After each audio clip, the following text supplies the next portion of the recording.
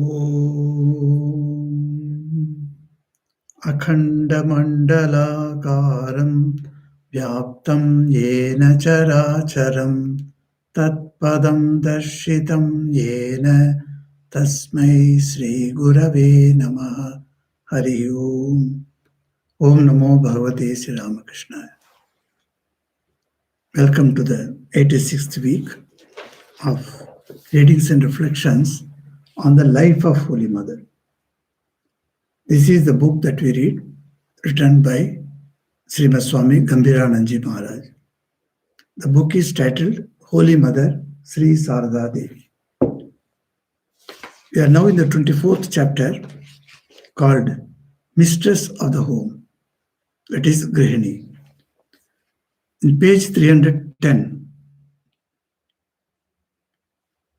to feed and provide amply for the near and dear ones is a normal obligation of every householder.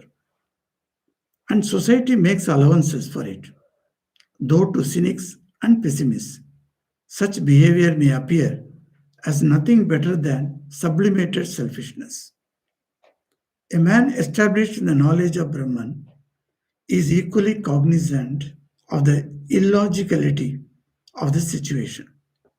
But unlike the cynic, he does not utter a single word of condemnation. On the contrary, he sympathizes with the householder in his struggle for the removal of a felt want, and he is ever ready to help him in his effort so far as it lies in his power. Such instances can be found in abundance in the life of the mother. Radhu was then ill at Kualpada. Uncle Kali and Brahmachari Varada were returning from their visit to the Tantrika of Sushnagiri, to whom they had gone for getting some occult cure for Radhu. On the way, the uncle said, Narayana Iyengar of Bangalore, who is a disciple of my sister, came here the other day and promised to dig a well on our land in front of sister's house. But now he is quite silent about it. He is a well-to-do man. If he digs the well, it will benefit many. And as for the price of the land, is it so much after all? He can easily spare the money if he has a mind to. To be able to provide for sisters drinking water is no small stroke of good fortune. In other words, the uncle wanted to exploit Sri Iyengar to get a few thousand rupees for a tiny plot of land. The uncle went on, mind you, Varada, if sister saved all the money that she got as gifts, it would come to a good amount. But on the contrary, she spends everything for her brothers and Radhi. She does not amass anything. Well, can you say to whom she gives most? As Varada kept silent, the uncle changed his tone and said, mind you, Varada, sister is honored by people just because she has no passion for money. If she showed any interest in money, such as ordinary people show, she would not command so much respect at all. It is just because of this that she is not human but divine. Do you understand, Varada? Ah, you are all blessed. You have given up hearth and home at this early age and are running errands for sister day and night. In the evening, the mother got a full report of the conversation from Varada and said smilingly, Kali is mad after money. Food is a problem that makes fool of a wise man.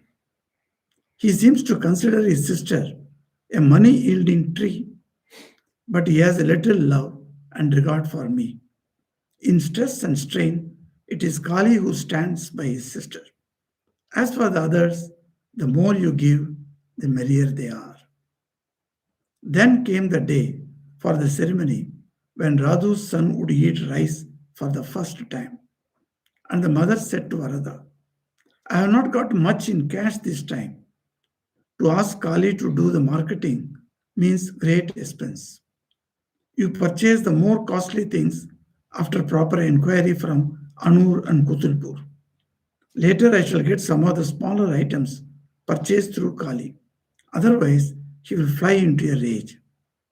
The mother then lived with her dependents and women devotees in a separate house.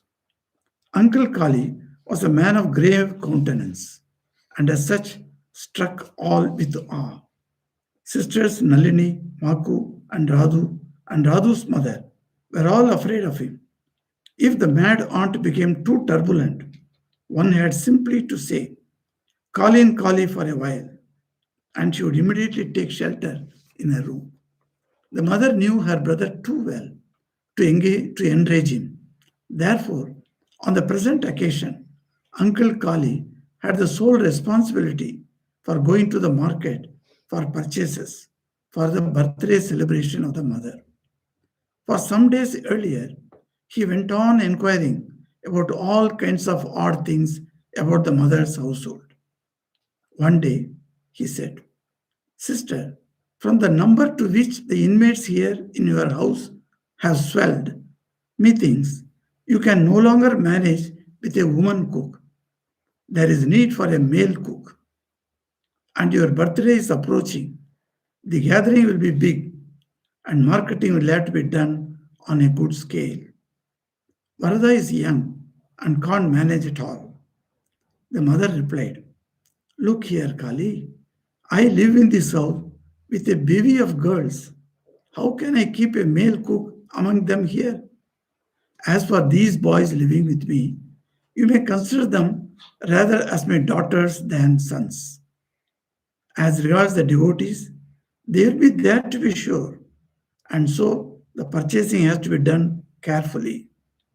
In the evening, the mother said, "Look here, the Kutulpur purchases will have to be done through Kali this time. He has been running after that job for some days. If I don't give him a loose rein now and then, he may fly into a rage and create a situation."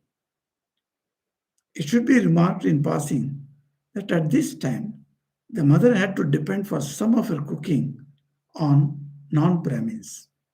The two boys attending on her were not Brahmins.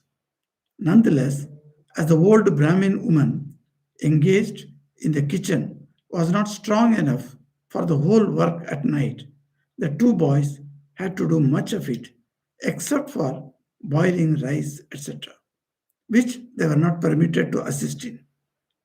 The mother was afraid lest the villagers should find a loophole here and, in collusion with the people elsewhere, create trouble for her. She had to be cautious in dealing with them. Though, as a matter of fact, Uncle Kali and Radhu's husband Manmata had often their night meal at this house. At last, Uncle Varada raised the question openly and gave the quietus to it by saying, "As to that, sister, these brahmacharis are your disciples. They are pure and holy. Even rice would be holy if cooked by them. One has a repulsion in eating from any shop in Calcutta. It does not give one any satisfaction." Uncles Varada and Prasanna were somewhat liberal in these matters. Moreover, they were not cliquey. Hence, the mother had not much to fear from them. About Uncle Kali, she had to be circumspect, and the hints he dropped about the kitchen made her wary. Anyway, Uncle Kali made all the purchases for the birthday celebration, the entire management of which rested with him. As a result, he looked happy, and the mother was free from anxiety. But in the afternoon, she was sitting sadly on the veranda. They all had finished taking their food and were taking rest, but the mother had no respite even then. On inquiry, Brahmachari Gopesh, later Swami Saradeshananda, got the answer from her: "My son, this wretch Kali is a constant source of trouble. He worries me without rhyme and reason. See, for instance, all have eaten, but I am waiting here with his food. He is delaying on one excuse or another, and I too can't take rest." Uncle Kali wanted an absolutely free hand in the day's affair. But somewhere he must have been baffled, and he was now about to teach his sister a lesson. Gopesh understood the situation and hurried to uncle, whom he found busy heaping up hay on his farmyard. Finding his face flushed and eyes red with anger, Gopesh dared not utter a word, but instead tried to help him in the work. In a little while, uncle's anger was cooled, and he said, "Dear boy, why have you come here to take this trouble?" Gopesh got the opportunity he was seeking, and he explained, "Mother is waiting for you with your food." "I never imagined," pleaded uncle, "that sister was waiting with the food. Let's go."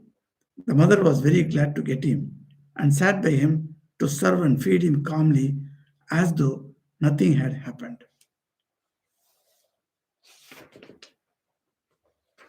Another remarkable incident of the day may be recorded here. When all the monks were busy with the day's work and merriment, worshipping, cooking, or singing, Gopesh found the mother busy in her kitchen, arranging for some light diet for Uncle Varada's wife, who was then expecting a child and was in bad health, but had no other woman in the house to look after her. And therefore, the mother had to take care of her, though she lived in a separate house at some distance. The mother was today the center of the day's festivity, yet oblivious of the honor shown to her by others. She thought it her first duty to look after the comfort of her ailing sister in law. Accordingly, she quietly dressed the articles for the food, washed them in the pond, cooked them, and carried to the patient's house without any fluster or any sign of dislike in her face. So, dear devotees and friends, welcome to this 86th week of readings and reflections on the life of Holy Mother. As we read this life history of Holy Mother, we are getting more and more baffled. How many hardships she has to face. It is something wonderful, that to see that at one side, her own brothers, and another side, the women folk consisting of the brother's wife and their sisters and their nieces, one great big group. And another side, the brahmacharis and the monks who come to her. And you find how brahmachari Gopesh, later he became Swami Saradeshananda. He was in Vrindavan for many years, and those old devotees who have gone to him, they have known him. Very quiet Swami, and really a sadhu like Swami, and always doing japa, and he was a disciple of Holy Mother. And being a young boy, he and that Varada, Brahmachari Varada, how they kept the household going without any struggle, you see. This chukli kata bolena in Bengali, see, like that. In Hindi also we use the word chukli. That means you can take the news from here to there and create fight. And things are happening like that in this situation. But the brahmacharis are so responsible boys, and they don't want to aggravate the situation. Rather, they want to reduce the situation to normality. That's what happened. Kali, she says about Kali, this brother, is his countenance itself was so fearful that people stood nearby him in awe. They say, in awe and wonder, I should add, because they were afraid of him. He can just go out of his mood and shout it. You see, the family was like that, you see. And then, so you find that how he could shout at everybody. Even mother was circumspect.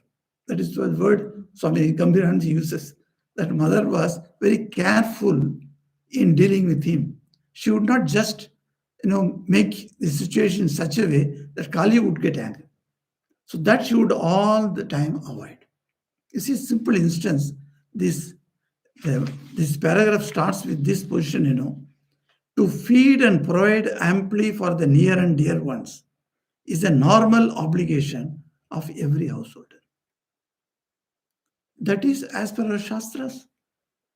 As per the Manu and other Dharma Shastras, every householders in a Hindu family has been given five types of yajnas to perform. That we have seen many times in our talks, we have brought up this.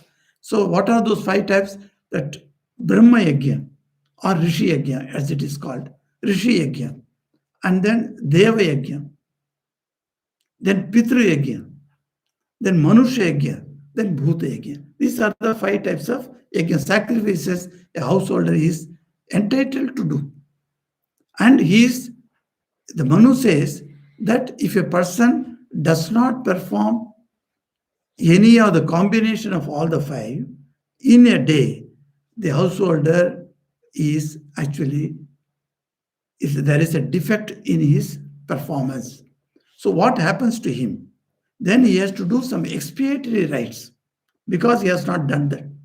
That's why you will find feeding birds. Even as monks, we also feed birds. I also feed our birds here. But though Swami Purnanaji doesn't like it feeding because the crows come, and they make messy of thing place. Then who will wash it? Only we two are there, we have to wash. So what he does, you see, he takes the pieces and goes to the outside, that where the big ground is there. There he puts it. So the birds come and eat there joyfully. So the feeding the birds is one of the way. Feeding dogs. Some people may have pets and you can feed them also. Even some people, I have seen in Bangalore, one old lady collects the balance food, the thrown food, in the hotels, etc. People just get up and they're keeping the plate. The remnants are there. And they put it in a box. That box she collects and feeds the hungry dogs. In Calcutta, I saw a man and his wife, the both of them carried such type of food during the lockdown. You see, the dogs had no food. Who thought about them? Everybody is sitting in the home and the dogs are in the roads. There are stray dogs. Who is going to feed them? So this family took the interest and fed them. You see, these are great punya, meritorious deeds that man can do. Man is entitled to do this. So like that, you have to do that. So many other, these 4, 5. In one of these, the Manusha Yajna. This Manusha Yajna refers to feeding to your own kith and kin. Not only your kith and kin, your neighbors. And the people in general. And here the devotees bring food to us. That is also falls under the Manusha Yajna. So this is a normal obligation. You see, it is not your privilege or anything. It's that you are obligated to provide food for a normal. That's what Gambhiranji says here. Though society makes allowances for it, sometimes it is not possible for me to go out. Sometimes no remnant food is there. Extra guest has come. So what you will do? You got nothing to feed the dogs. Like that, sometimes allowances may be there. But then cynics and pessimists, to them, such behavior may appear as nothing better than sublimated selfishness. So he uses a phrase, sublimated selfishness. What is that? Selfishness, I am feeding my neighbor because of my selfishness.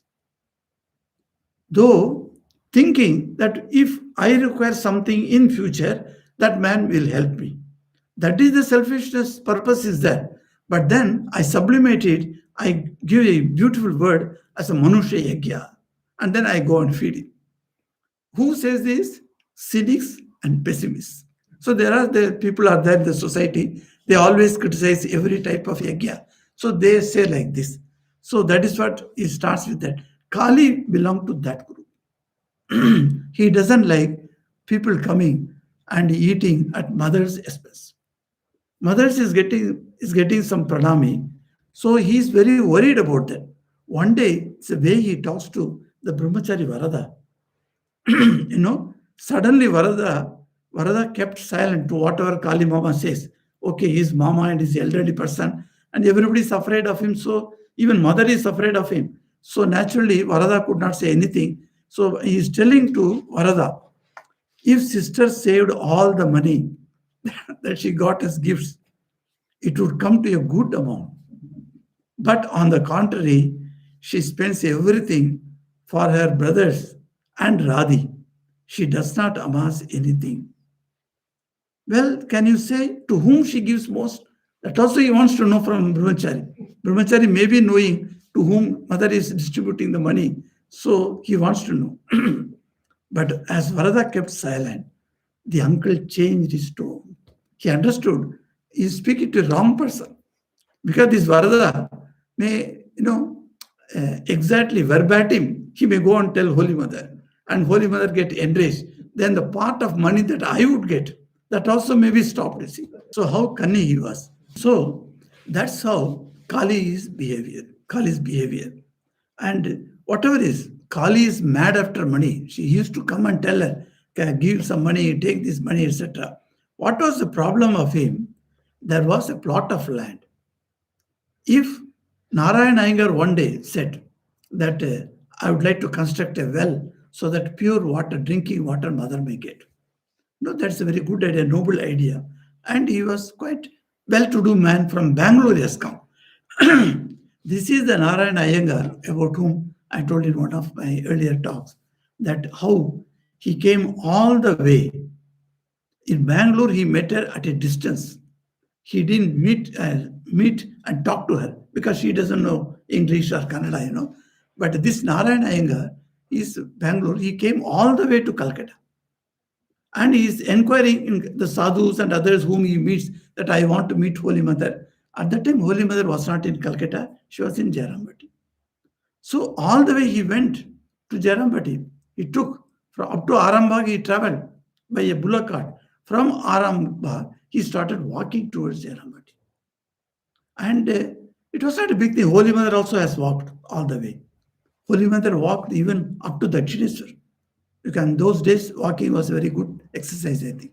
And they all used to walk. And this Narayana Iyengar walked all the way. And before reaching Jairambati, about 1 or 2 kilometers was left. He had a great desire to give Holy Mother a bunch of lotus flowers. And that was the season of summer season where in ponds lotus flowers do not come. Lotus flowers actually come in the ponds only during the September time. That is, the Durga Puja is nearing at that time. Kartik month is the best time for lotus flowers. So, but he had the desire. So he thought, I am not finding any of these ponds with lotus. All ponds are dry. So he's walking. Suddenly he sighted a pond. And he went nearby and looking whether any lotus was there. The pond was full of lotus flowers. So he looked at, so one village boy was there. And he asked him, can you pluck these flowers and get me? So the village boy jumped into this pond and collected a good number of lotus and gave him. So he was very happy, he brought it. And when he brought to Holy Mother in Jairambati with the lotus flowers, everybody seeing him was stunned because this is not the season that you get lotus flowers. And he's coming from Calcutta there. Did he get it from Calcutta? They were all wondering. And then after pranam to mother, etc., and he got diksha also, everything was fine. And then they asked him leisurely, from where you got these lotus flowers? He said, only here. Just before entering Jairambati village, I saw a pond and I told one boy to pluck it and he plucked it. And this Varada was there, the Brahmachari Varada. He said, take me there. And then other boys also came. They all went to their place and this Narayana Iyengar could not find the pond at all. And he was also stunned. There was no pond at all in the place that he saw. He said, no, I saw pond here. I got these flowers from here. And one village boy was moving here and there with a gamcha, on his hip. That boy, where is that boy? No boy could be found. And everywhere they searched. And when it was told to mother, mother smiled. She didn't say anything. You see, that type of miracles have happened in mother's life, in the lives of the devotees also. How many devotees we have seen that they say one after another that incidents happening. Oh, wonderful. And so this Narayana Iyengar had a daughter, and that daughter wanted to lead a celibate life. She didn't want to get married. Later, when this news was reached to Holy Mother advises by letter, she is telling to a Ranchi devotee. At that time, when Ranchi devotee was there, he used to write letters to mother in Bengali. So mother would dictate and she would write. So the gentleman who was writing the letter, he told her, Narayana Iyengar has written him letter. His daughter wants to adopt a celibate life. Is it possible? Will you give her the permission? In those days, women's mutt, etc., have not come. Sarada Mutt was not there. So you can understand, even then, there were girls inspired to lead a monastic life. From that time onwards, when seeing mother, seeing Swamiji, seeing Ramakrishna, those people were there, and they all had this great idea of renunciation. They want to lead that type of life. So mother said, you see, women's protection is a must. Security of a woman who is leading a celibate life, how that can be kept up. Keeping that, I definitely agree that girl can lead a good life. Like that she said. And he had a son also. Son's son, his name also is given Narayana. Because in South Indian families, Brahmin family, that idea that father's name is given to the first son. So if the father's name is Narayana and his son has got a now new baby, and that baby will given that name. Like that girl, first girl comes, then first girl is born. So the father will give his mother's name. And the second girl comes, then the wife's mother's name will come. So these names are all repeated. While calling, you don't use the names. They are the astrological name, as they call it. Every person in Hindu system, they've got three names. One is your astrological name, and then one is the school and college, etc., for official name, and another is calling name. Like our Atmaja has got a calling name, Botai. So funny names also parents give calling name, and sometimes that calling name stands for till you lie down. So your last breath. So one lady is there in Ranchi, and Maharaj, baby wants to meet you. I said, okay, let her come. And when she came, she was 50-year-old lady, but her name is baby. So that is a calling name I understood later. Baby cannot be the name. So some other name, and Shubhra, her name is Shubhra, but she is called baby. So this like that calling name is there. So this Narayana Iyengar, son's son, so who has got the same name of his grandfather, he joined the Ramakrishna mission. He became Swami Vandananandaji, and he became the general secretary of the Ramakrishna mission. And then after spending long hours, 92 year, I think, he passed away. And then, so that great Swami he was. Yes, he was in Africa also for some time. Sometime he was in US, and everywhere 4 years, 5 years like that he went there and went back to. And he was a long time in Delhi. Delhi mission he was in charge. Excellent Swami. The way he used to respond to the people and meet the people and talk to them, that's wonderful. And he could give very good, his English diction was very good. When he used to give lectures, we as the brahmacharis, we used to look at his face and look at him, how he speaks so well he used to. So one day, we brahmacharis were together with him and asked, Maharaj, you speak so well. 1 hour lecture is so enchanting to us.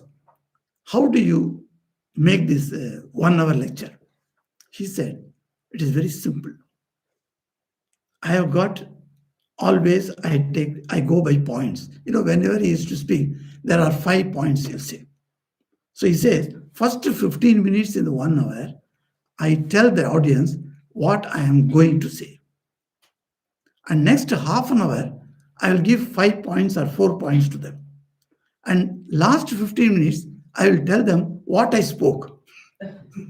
So I have to only prepare for half an hour. But the rest, introduction and the conclusion, that takes care of me what I have told.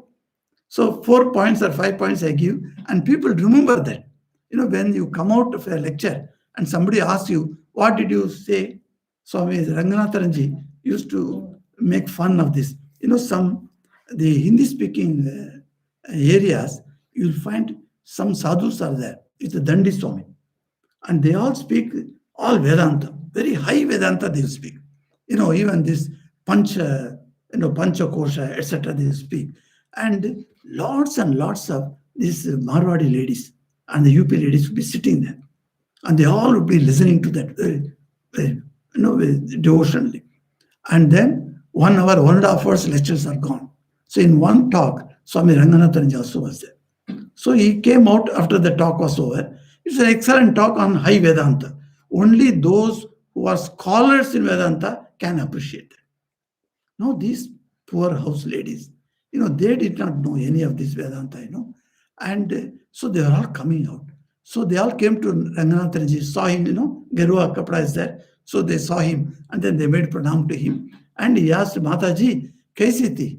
Bahut acha laga aap logon ko? So how did you find? Did you find this talk was interesting? Either he asked. They said, the lady said, look, we don't care about what the Swami said. We just wanted to see a monk speaking. That's all. That is our devotion. We didn't understand a single word of what he said because that was not our interest also. We only looked at the Swami. How is he speaking? How he is making his hand gestures? One lady from Malaysia told me the other day, Maharaj, you are moving your hands too much. Oh, then immediately I put my hands down. They all watch that.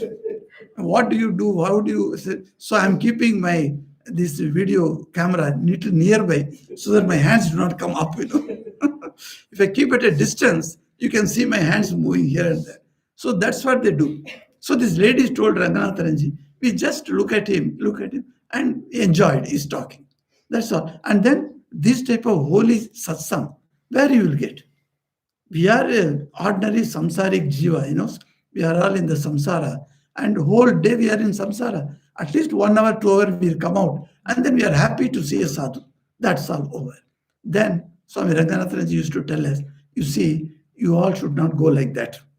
When you go back, at least take 1 or 2 points. In that, Swami Vandanananji used to give, that's why he used to give points, so that people remember 4 points, 3 points, like that. If you say, then people remember that.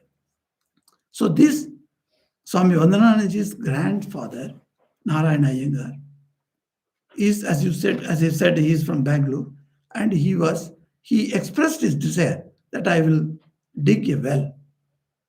Now the well is in a plot of land. It is Kali's plot of land. Kali should have come up and said for his sister, for Holy Mother, okay, I give this land for building a well. It will be helpful to everyone. So let me give the land free of cost. He should have done that. But he doesn't want to do. He wants to sell that plot to Narayana Iyengar. And Narayana Iyengar is expected to purchase the plot of land and build a well also for these people. Narayana Iyengar is not going to stay there. He will go back to Bangalore. It is no use for him. He was only thinking of Holy Mother's comfort. And then Holy Mother also is not going to stay all the time in Jarambati. She will go to Calcutta. So, but then whenever she comes, she should get pure water. That is was intention. But you see, Kali, he was such a man. He doesn't want to part with that plot of land. And he is telling to this Brahmachari Varada, not to his brother Varada. Brother also named Varada is there. This is Brahmachari Varada. That, you see, he is a well-to-do man. If he digs a well, it will benefit many. And as for the price of the land, is it so much after all? He's telling. So that Varada can go and tell Narayana Iyengar that so it can be sold out. See, such was Kali. And you can understand how mother had to face all these problems. And he says, and for that only mother was afraid, because in the kitchen that was there, you see, as I told you, the brothers, sometimes the brother would come to mother's kitchen and would eat there. talking to Holy Mother. That is one kind of coming. And they will think that, and they will get, of course, news. And also, the nose is there, some nice fragrance is coming from the kitchen. They will know something is being prepared. So they will come and sit with him and talk. So, what the problem? The old lady, the cook, who was cooking for all these people, about 35, 40 people in a day. Morning you have to cook, that is lunchtime, and the night you have to cook two times. And of course, no breakfast was not a problem because there in the villages of Bankura district, people eat on moody only. And the moody is not this bhaja moody, the plain moody. So plain moody is very good for stomach. They say with milk, etc. You can drink that. So they eat that is a breakfast. And me evening also afternoon snacks, etc. You can make some bhaji or something. You can make it. It's not a big problem. But night meals is a main meal, and lunch meal is the main meal. So that old lady is getting older. How she would be able to cook for 40 people? So mother was thinking. Then the new brahmacharis joined, and they were given their kitchen work, but they were not Brahmins. Now, in a village where this Brahmin and non-Brahmin problem is there, particularly eating habits. If a high-level Brahmin or Pujari type, he would rather prefer to cook by his own hands and eat than to get something prepared by a non-Brahmin. You see, we should not consider the society as we see today. Today we go to restaurants, we eat. Who we do not know, cooked we do not know.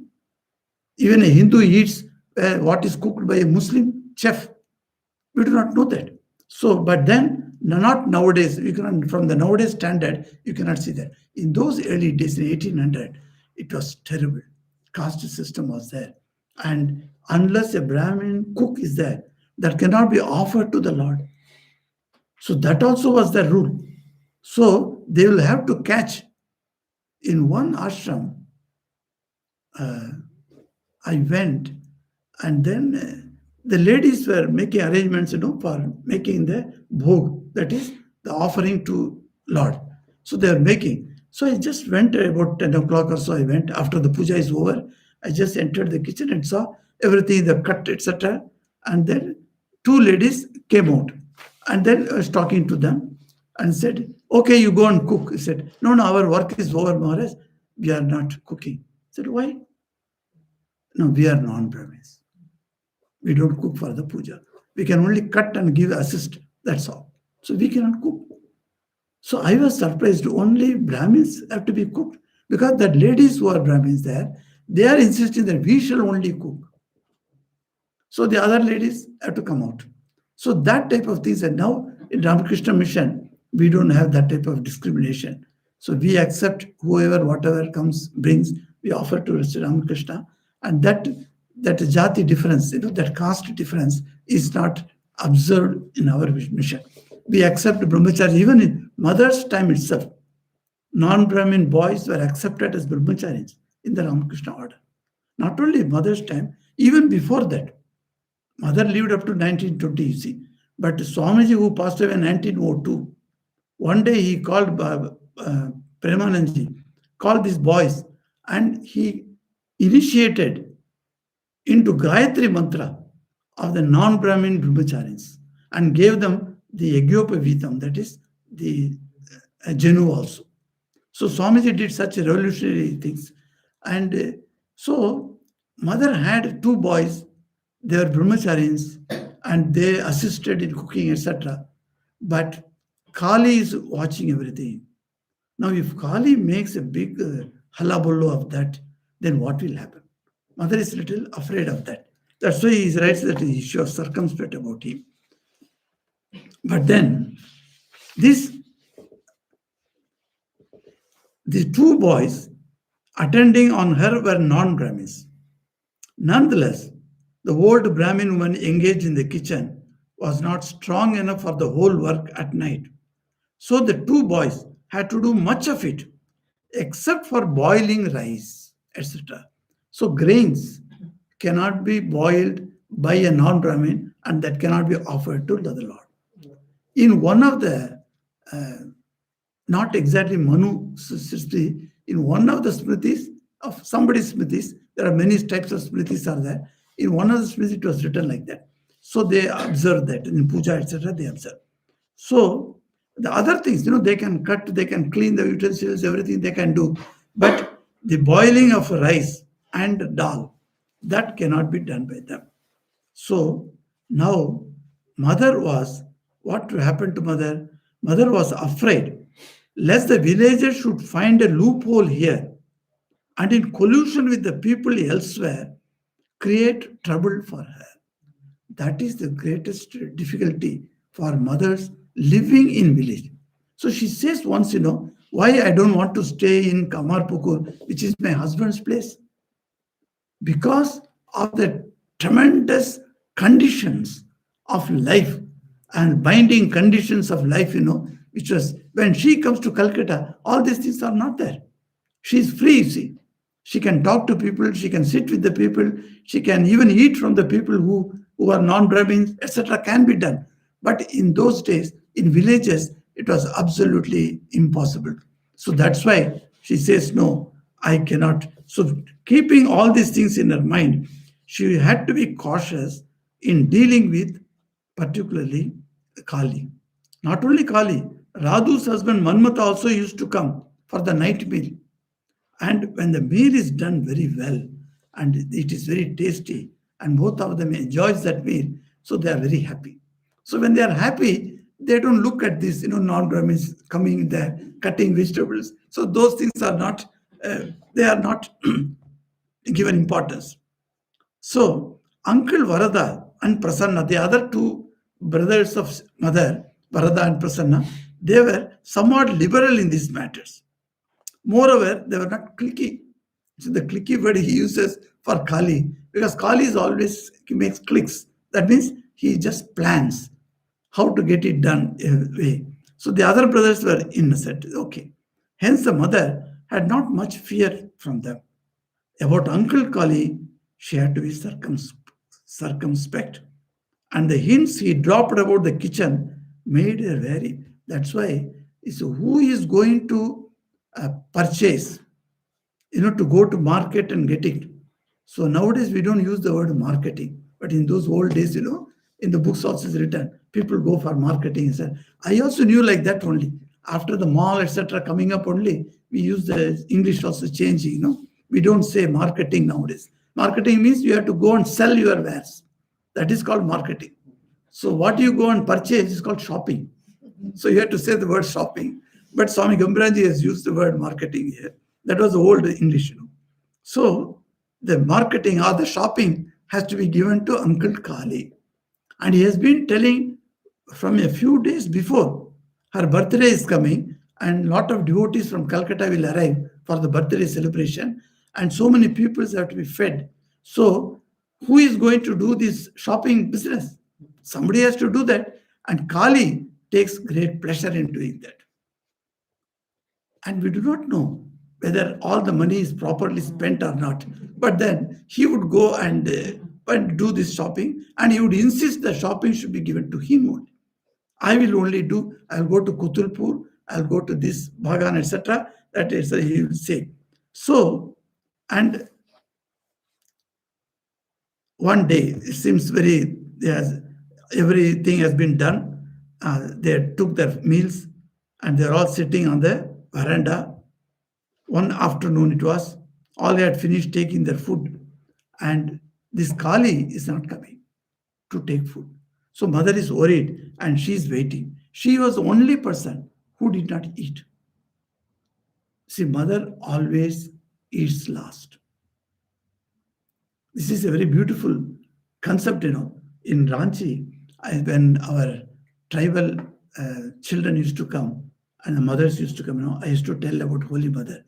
And I would tell, mother would always eat last. That's why you find, wherever we eat, we have kept a mother's photo where she has kept her feet like this and she's sitting, and that pose, she used to sit, even in Jairamati, she would come to the veranda where the people are seated in Pankti, and then she would sit there and look, all the people have fed. Then she would take, okay, bring my food. She would eat last. This I have been telling to the children. And we had Mother's celebration 1 year. And we told the villagers, how are you going to celebrate Mother's celebration? Let us get some ideas from you. So each village pointed, about 12 villages are there around our campus. So we told them. So all of them said, we will come. So each one will do something. So somebody will sing. Some village people will come and dance.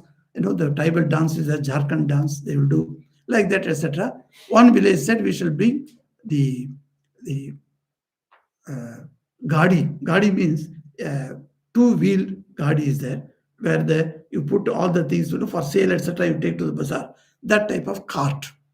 In that cart, one small girl, 13-year-old girl, is dressed up like Holy Mother, and she's sitting in front.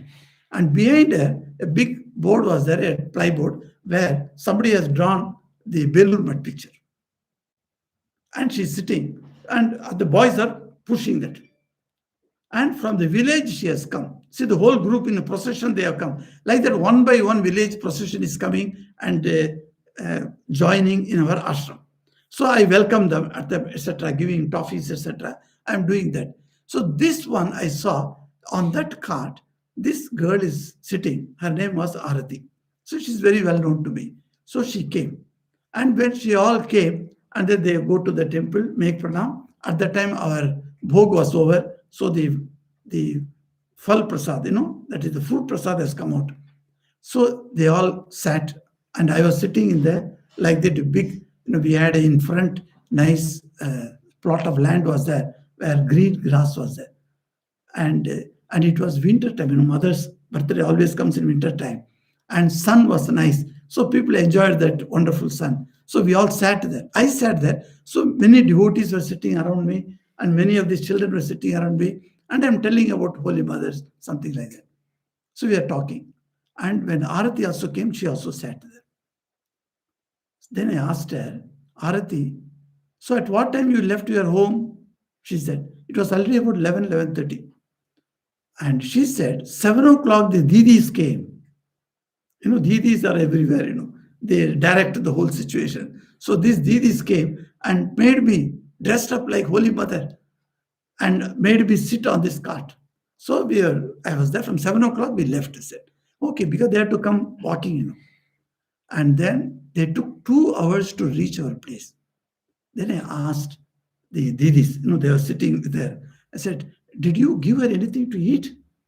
The poor girl has come from 7 o'clock, she's come. I said, no, Maharaj. No, I didn't want to eat anything. Why? I said, okay, now prasad has come out. And then I told one of the Didis, go and bring prasad from the temple in a dona. We call dona. It's a leaf of a tree. So the dona, she brought the prasad and gave to this Arati. And Arati, she was already hungry, and 13-year-old girl, she should have eaten it, but she kept it like that. She was not eating. I said, Arati, cow. Like that 2-3 times I'm telling her. No, she won't touch it. Then I was surprised. Arey, kyun nahi kha rahi ho? Why you are not eating? I asked her. She kept mum for some time, and then after my recurring questions, why you are not eating, she answered, my mother has told me not to eat. I was stunned. And the devotees were sitting with me, they were stunned because they all know her mother. Her mother is an initiated disciple of her mission. So when Swami Ghananandaji came, this lady got initiation. So her mother is an initiated disciple. So initiated disciple would never refuse to eat the prasad from the temple. So it looked very strange for me. How initiated disciple will refuse that and telling her daughter not to eat. Even she may not eat, but she cannot tell her daughter not to eat. Why is she like that? I was wondering. Then I asked, अच्छा तुम्हारी माँ क्यों तुमको ऐसे बोली? I don't understand why your mother did like that. Why did she say like that? Again, she was keeping quiet. And then, after recurring questions, then she answered to me, putting her head down like that, because mother called me when the Didis came and dressed me up as Holy Mother. My mom called me and she told me, today you are dressing like Holy Mother. Holy Mother would eat last. Has not Swamiji told us? So today you will eat last there. I was stunned. That lady, she in Jharkhand, we make on a home beer. They make in the home beer. So it's called hadia. So the hadia they take, the villagers they drink that. It's a beer only, but rice beer it is. So in Arunachal Pradesh, I have seen people make in home to home that type of beer. So she makes that beer and takes to the village bazaar and sells. From that point only, she's managing her family. And I was surprised. That lady has imbued the Holy Mother's core qualities. Mother would eat last, we read here. But how many mothers eat last? There are many mothers who do not wait for their husbands also. And they eat. And they keep that time always ready. And then now you see, this is a type of yajna to wait for all the people to eat complete. And then she would have it.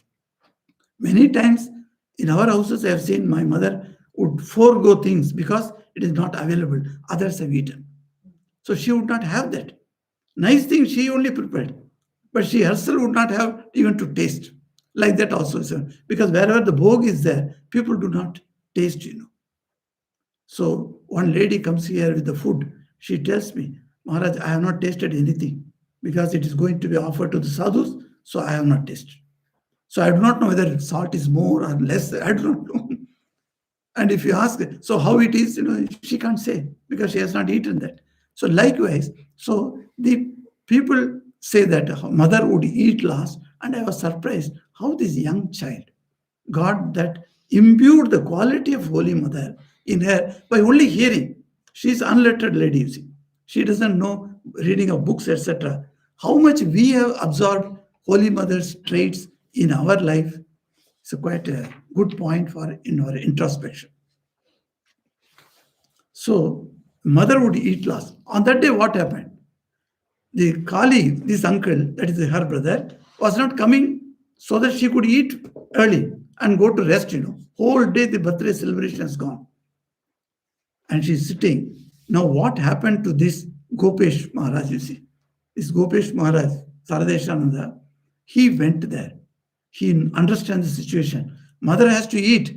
And because she's not eating, the reason is the Kali uncle has not yet come. So he went. And Kali at that time, it's already getting night, dark. At that time, he is in the farmyard with the hay, working with the hay, bundling the hay, etc. He's doing that. That was unnecessarily called. In the daytime, he can do it later. So he should not do it now. So this boy goes, this brahmachari goes. He didn't say to him that mother is waiting for him because he is already angry. He saw him angry in mood also. So he kept quiet and he said, Uncle, you are doing alone. Let me help you. And he started binding all these hays together, and then packing all these things he started doing. So uncle was very happy. This brahmachari is coming and helping me. He was very happy. So his anger, etc., gone. Then he was smilingly, he was talking to Gopesh. At that time, Gopesh Maharaj says, Mother is waiting for you. Immediately, the mood changes. Kali loved really. Among the three brothers, one brother whom mother felt that great loving nature to her is this Kali one. Of course, he was a great problematic man. But then he loved his sister so well. So he says that, oh, mother is waiting. My sister is waiting. She has not eaten. He said, no, how she can eat unless you come, sir? So come. So immediately he left the war and he came and he ate with her. And mother also ate with her. See, that quality of Holy Mother in every incident we see is so wonderful. And how she diplomatically manages the situation without, angering her brother. And she managed the situation on that day. And that is what Swami Gambhiraji says. It says, another remarkable incident recorded, he says, the whole day is gone in the celebration of mother's birthday, but mother saw one person who was actually that Uncle Varada's wife. She was expecting a child and she was in another house. And mother went with the vegetables, washed in the water, cooked, for her, and she took that food to her because she required some special type of food. So she made and gave it her without caring for the comfort of her own self, and the comfort of her sister in law, that is Varada's wife, was more important for her. So, how many of us as householders we take care of our own kith and kin?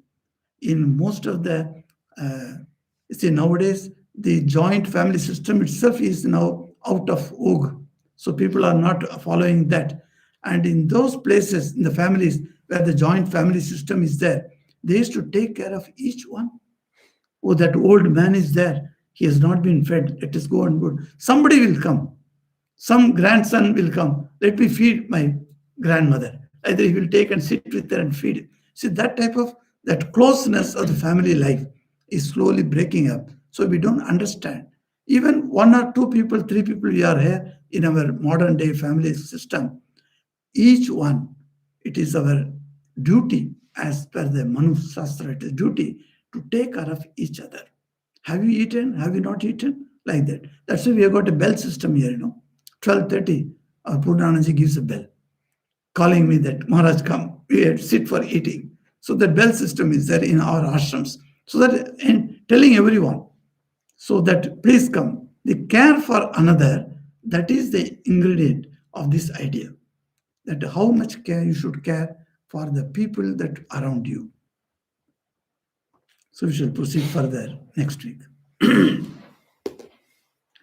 ॐ कृपां कुरु महादेवि सुतेषु प्रणतेषु च चरणाश्रयदानेन कृपामयि नमोऽस्तु ते ॐ शान्ति शान्ति शान्तिः हरि ओम तत्सत् श्रीरामकृष्णार्पणमस्तु।